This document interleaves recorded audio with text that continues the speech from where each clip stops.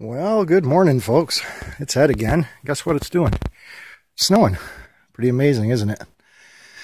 Anyway, I shot a little video last night, and when I got home, I had about 6 inches in the driveway, and I went out and blew it again. And so this morning I got up this morning and came out. Let's go see how much we got on the level here. I got my handy dandy tape measure here. And it looks like a pretty good spot because I blew this out last night, but I didn't blow over in here. I got a little turnaround I made. So I would say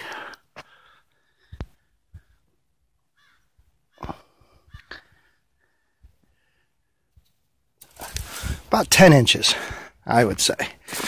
I don't know if you guys were able to see that or not without me laying on my belly, which wasn't going to happen. But anyway, well, a lot of you guys ask, well, what does Ed use to blow out his snow?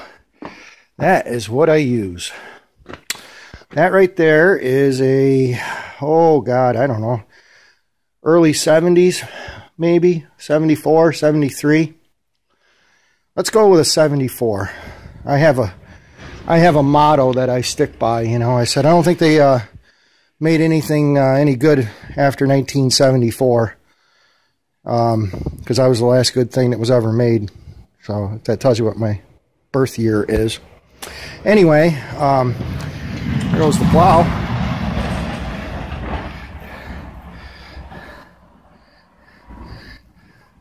So it's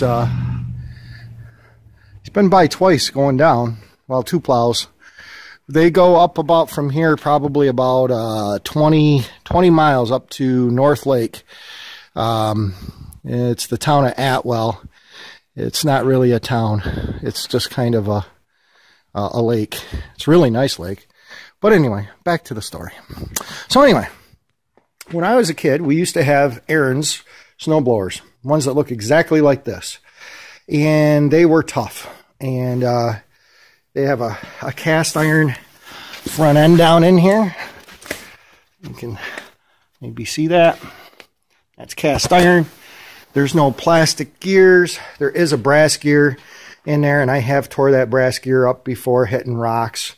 There's been stories told that guys have dug out their basements using these things. You know, had a house that didn't have a basement or a cellar under it and wanted a cellar. So the guy took the snowblower and set it next to the hole that he dug and started pitching the dirt into it, and it threw it out. I don't know. Maybe that's a wise tale. Maybe there's some truth to it. I don't know.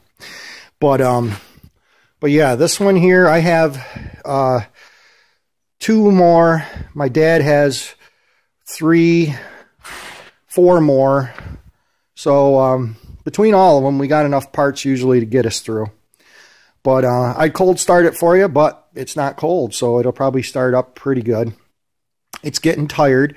It has a, I'm getting to the point where it's burning more oil than it is gas, but as you can see, it gets the job done, so I'm just going to keep going with it till that motor finally poops out, and then we'll get a different one and put on it. I have put the Harbor Freight clone on there, that 6.5 horse.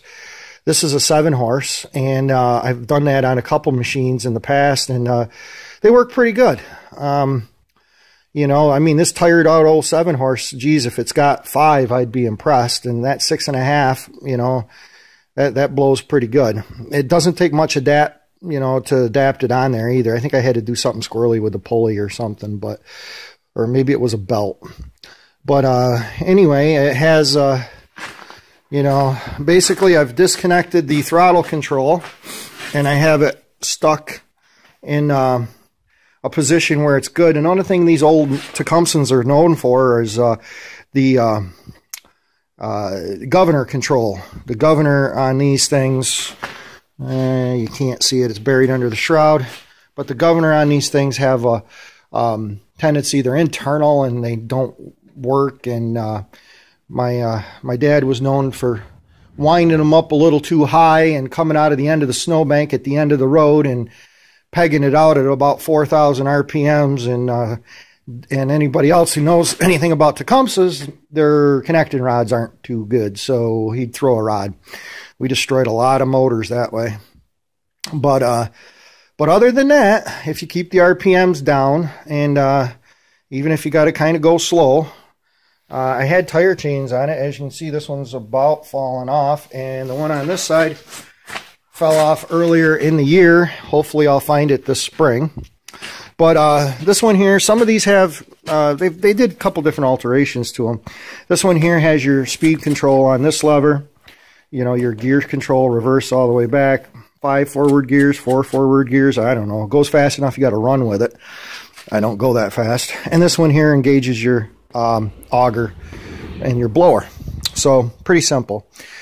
This one here actually is getting tired too, and they have a rubber wheel on the bottom of them that drives them, and this one here is starting to slip a little bit. So hopefully I can get through the winter with it, and then we'll be good. Clutch is over here. Just pull that down and away you go. I'm actually going to try to adjust it. Maybe I can get a little more pull out of it, and maybe I can get by with that clutch. This I think was like a, I'm not really sure what this was for. It never worked. I think it was some kind of safety feature.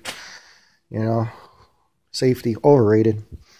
But anyway, yeah, so that's the old Airens, and when you live in upstate New York, you got to have something for snow removal. I mean, when I was younger, we used to shovel, and that kind of sucked. And then the snowblower, I think, is the way to go. It has less moving parts than a plow truck. A lot of guys argue with me, but you know, the plow truck, you got everything. Think of all the systems inside a plow truck that you have to keep moving.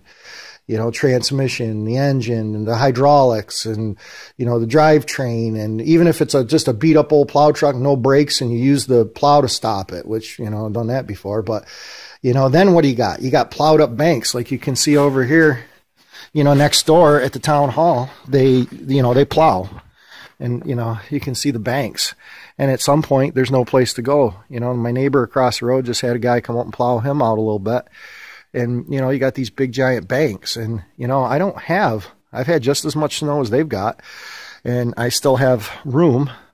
That mound right there that you see is a snowmobile.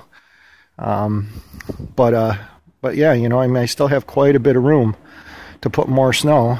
And it's not even really February yet. Well, here he comes back down. So, yeah, they have it planned so they can fill your driveway, and exactly when you get it plowed out, it's some kind of unique feature, some kind of GPS that I think that plow guys have. And as soon as you get your driveway cleaned out, you got to drive by and fill it right back full of snow again. But anyway, guys, I just wanted to show you what we got. We ended up with about 10 inches.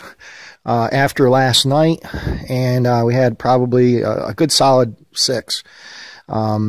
So that's 18 inches of snow out of this storm, and it's still snowing, and they're calling for more snow through today and probably in tomorrow. So if you guys are down south, enjoy your warm weather, and you know, maybe I'll put some in a box or a styrofoam cooler and ship some snow down to you.